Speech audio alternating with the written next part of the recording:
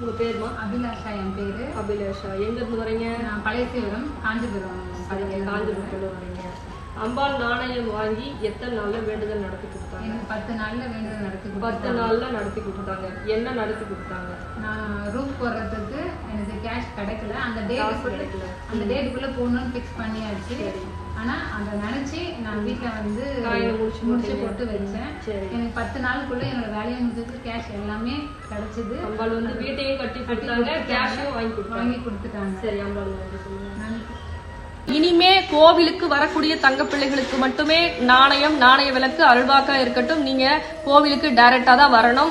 கோவிலுடைய டைம் என்னன்னா காலையில 9 to 12, சாயந்தரம் மாலை வந்து 6 to 8 மணி நம்ம கோவில் வந்து திறந்திருக்கும்.